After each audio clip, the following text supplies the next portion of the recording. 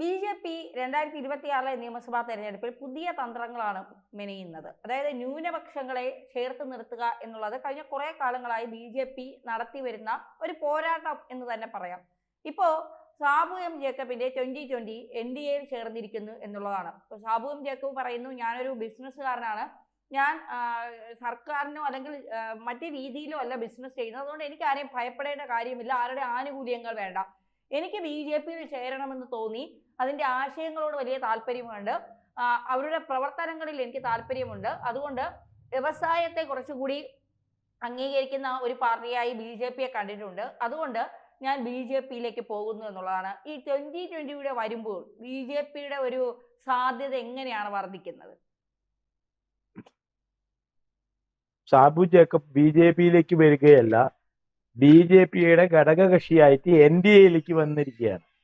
ഈ ഒരു തീരുമാനം സ്വന്തമായിട്ട് ഉറച്ച ആർജവത്തോടെ സാബു ജേക്കബ് എടുക്കുകയാണ് ഉണ്ടായത്. പക്ഷെ കഴിഞ്ഞ പഞ്ചായത്ത് ഇലക്ഷനും കഴിഞ്ഞ നിയമസഭാ ഇലക്ഷൻ സമയത്ത് തന്നെ ഇവിടുത്തെ കോൺഗ്രസും LDFും UDF ഒക്കെ ബി.ജെ.പിയുടെ ബി ടീമാണ് 2020 എന്നൊക്കെ പറഞ്ഞു പരത്തുകയുണ്ടായി.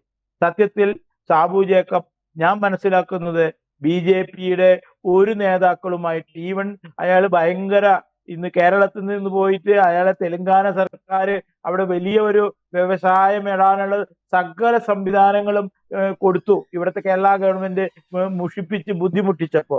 ആ സമയത്ത് പോലും സാബു ജേക്കബ്, ഞാൻ മനസ്സിലാക്കുന്നത്, പ്രധാനമന്ത്രിയെ കാണുകയോ ഒരു മെയിൽ അയക്കുകയോ ലെറ്റർ എഴുതുകയോ ചെയ്തിട്ടില്ല എന്നാണ്. അപ്പോ പുള്ളി ബി.ജെ.പിയുമായിട്ട് യാതൊരു തരത്തിലുള്ള ചർച്ചയോ ഒന്നും തന്നെ അദ്ദേഹം എടുത്തിട്ടില്ല.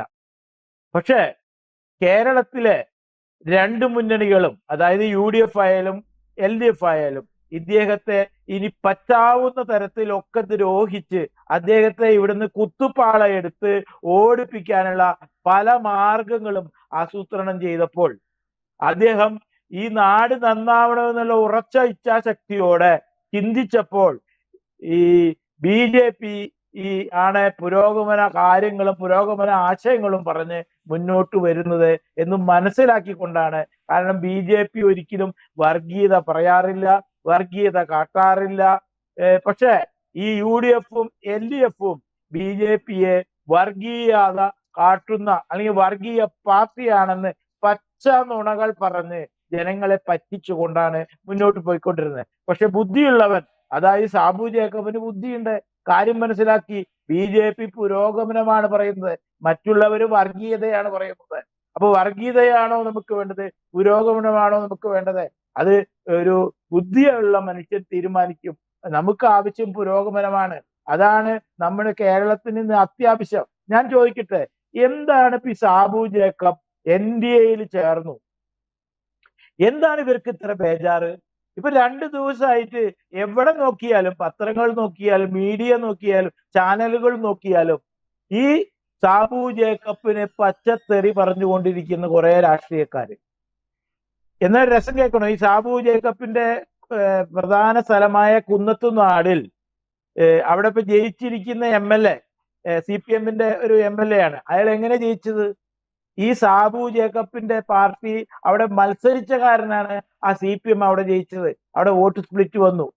അപ്പോ എന്നിട്ടാണ് ആ MLA ഈ സാബു ജേക്കബ് സഹായിച്ചു കൊടുക്കുക ചെയ്ത് ജയിക്കാൻ വേണ്ടിയിട്ട്. എന്നിട്ട് ആ MLA ആണ് ഈ സാബു ജേക്കബിനെ തുരുത്താൻ വേണ്ടിയിട്ട് പലതരം ആസൂത്രണങ്ങൾ അവിടെ ചെയ്യുന്നത്. എന്തിനു പറയുന്നു, ഈ കിഴക്കമ്പലത്തെ സാബു ജേക്കബിന്റെ കിറ്റക്സ് ഫാക്ടറിയിൽ ദിവസം റെയ്ഡുകൾ നടത്തി, അതില്ല ഇതില്ല. അത് ഞാൻ പറയട്ടെ, പണ്ട് നമ്മുടെ ഇവിടുത്തെ വ്യവസായ നിയമങ്ങളൊക്കെ എങ്ങനെ എഴുതി വെച്ചിരിക്കുന്നത്, അതായത് ഒരു വ്യവസായത്തിന്റെ ലൈസൻസ് റിന്യൂ ചെയ്യണ നേരത്തെ ഉദ്യോഗസ്ഥർ വന്നിട്ട് നോക്കും, കിണ്ടി ഉണ്ടോ, കോളാമ്പി ഉണ്ടോ. കിണ്ടി പറഞ്ഞ് വെള്ളം കുടിക്കാനാണ്, കോപ്പാനാണ്. ഇതൊക്കെ ഉണ്ടോ നോക്കും. അതില്ലെങ്കിൽ അവർ അപ്പൊ തന്നെ റിപ്പോർട്ട് എഴുതി. ഇന്ന് കിണ്ടിയും കോളാമ്പിയും വെക്കും ആരെങ്കിലും? ഇന്നൊക്കെ നല്ല കോൾഡ് സ്റ്റോർ വെള്ളം കുടിക്കാനുള്ള ഇതാ കൊടുന്നേക്കിന്, അതവിടെ ഉണ്ട്. അതേമാതിരി ഈ മറ്റേ നല്ല മോഡേൺ സ്റ്റൈല് ടോയ്ലറ്റും ബാത്റൂമും അവിടെ ഉണ്ട്. അതൊന്നും പോരാ, അയാൾ വന്ന് നോക്കുമ്പോ കിണ്ടിയും കോളാമ്പി ഇല്ല എന്ന് പറഞ്ഞിട്ട് അത്ര പെറ്റീഷൻ എഴുതിയത്. എന്നിട്ട് ഇതിന്റെ തമാശ അതല്ല, ഈ വിഷയം വ്യവസായ മന്ത്രി തന്നെ നിയമസഭയിൽ പ്രസംഗിക്കുക. കാരണം ഇതിന് ചട്ടം മാറ്റി എഴുതിയിട്ടില്ല. ഇപ്പോഴും കിണ്ടിയും കോളാമ്പിയും ഉണ്ടെങ്കിൽ തന്നെ ഞങ്ങള് അത് ആ പേപ്പർ ശരിയാക്കി കൊടുക്കുള്ളൂ. അപ്പൊ കേരളത്തിന്റെ ഒരു ദയനീയ അവസ്ഥ നോക്കിയേ. ഈ കിണ്ടിയും കോളാമ്പിയായിട്ട് ഇപ്പോഴും നടക്കുന്ന ഇവിടുത്തെ രണ്ട് മുന്നണികളും നിലനിൽക്കുന്നിടത്തോളം കാലം കേരളം അധോഗതിയാണ്. നമ്മുടെ പുതിയ തലമുറയ്ക്ക് കൂടുതൽ പഠിച്ച് മുന്നോട്ട് വന്ന് നല്ലൊരു ജോലി കിട്ടാനുള്ള ഒരു സംവിധാനം ഉണ്ടാവില്ല. ആ സംവിധാനം ഇവിടെ വരുത്തണം, ഉണ്ടാവണമെന്നുള്ള ഇച്ഛാശക്തിയിൽ തന്നെയാണ് ബുദ്ധിമാനായ സാബു ജേക്കബ് ഇത്തരത്തിൽ ബുദ്ധിപരമായ ഒരു മുന്നേറ്റം നടത്തി വന്നത്.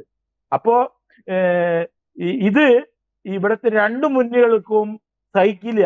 ഇതാണ് ഞാൻ മനസ്സിലാക്കുന്നത്. ഈ സാബു എം ജേക്കബിന്റെ വരവ് ഈ 2026 നിയമസഭാ തെരഞ്ഞെടുപ്പിൽ അവർ സീറ്റ് തന്നില്ലെങ്കിലോ അല്ലെങ്കിൽ മത്സരരംഗത്തില്ലെങ്കിലോ അവർക്ക് കുഴപ്പമില്ല, അവർക്ക് NDAയുടെ ഒപ്പം നിന്നാൽ മതി എന്നാണ് അവർ പറയുന്നത്. BJPയുടെ ഒരു വിജയ സാധ്യത എത്രയാണ് സാർ? എങ്ങനെയാണ് അതിനെ നിരീക്ഷിക്കുന്നത് 2026 നിയമസഭാ തെരഞ്ഞെടുപ്പിൽ? ഈ സാബു ജേക്കബിന്റെ വരവ് ഇപ്പൊ മിഞ്ഞാന്ന് സംഭവിച്ചതാണ്. കാരണം അതിന്റെ ഒരാഴ്ച മുന്നേ തന്നെ അവരുടെ പാർട്ടിയിലെ ചിലവര് ഇപ്പൊ ഓപ്പണായിട്ട് ചിലരൊക്കെ പറയുന്നുണ്ട്, അന്നു പോലും സാബു ഇത്തരത്തിൽ ചിന്തിച്ചിട്ടേ ഇല്ല എന്നാ പറയണത്. പിന്നെ പെട്ടെന്ന് പുള്ളിക്ക് തോന്നി ഇതാണ് കറക്റ്റ് ടൈം എന്ന് പറഞ്ഞിട്ടാണ് പെട്ടെന്ന് ഒരു ചർച്ചയൊക്കെ നടത്തി ഇത് ഉണ്ടായത്. പക്ഷെ സാബു വന്നതുകൊണ്ട് ആദ്യം മറ്റുള്ള രണ്ട് മുന്നണിക്കും വലിയ കീറാമുട്ടിയായി മാറിയ എറണാകുളം ജില്ലയാണ്. കാരണം എറണാകുളം ജില്ലയില് സത്യത്തിൽ UDFന്റെ കോട്ടയാണത്, CPMന്റെ അല്ല. അപ്പോ സാബു എം ജേക്കബ് അവിടെ ശക്തമായിട്ട് BJPക്കൊപ്പം നിൽക്കുമ്പോൾ അത് തീർച്ചയായിട്ടും അത് പ്രശ്നമുണ്ടാകാൻ പോകുന്ന UDF ആണ്. കാരണം അവരാണ് ഭരണത്തിൽ വരും പറഞ്ഞിട്ട് സകല തീവ്രവാദികളും മതസംഘടനകളും ഒക്കെ കൂട്ടുകൂടിയിട്ട് അതൊന്നും വർഗീയ പാർട്ടികളല്ല, ഇവിടെ വർഗീയ പാർട്ടി BJP ആണെന്ന് ഇപ്പോഴും പറഞ്ഞുകൊണ്ട് പ്രസംഗിച്ചു കൊണ്ടിരിക്കും. ഇപ്പൊ ഇന്നലെ പ്രധാനമന്ത്രി വന്ന് പ്രസംഗിച്ചു. എന്ത് വർഗീയതയാണ് പ്രധാനമന്ത്രി പ്രസംഗിച്ചതെന്ന് എനിക്ക് മനസ്സിലായിട്ടില്ല. പ്രതിപക്ഷ നേതാവും KC വേണുഗോപാൽ ഇന്നത്തെ ചാനലുകളിൽ ഇരുന്ന് പറയുകയാണ്, പ്രധാനമന്ത്രി വന്ന് ഇവിടെ വർഗീയത പറഞ്ഞു. സതീശനും പറയുന്നുണ്ട് പ്രധാനമന്ത്രി വന്നു ഇവിടെ വർഗീയത പറയുന്നു. അതേ സതീശൻ തന്നെ വേറെ പ്രസ്താവന ഇറക്കിയിട്ടുണ്ട്.